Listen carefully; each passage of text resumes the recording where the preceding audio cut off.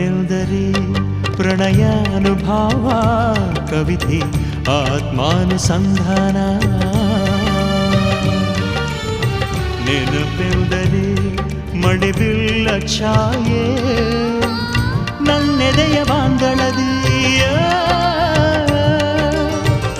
ನನ್ನೆದೆಯ ಬಾಂದಳದಿ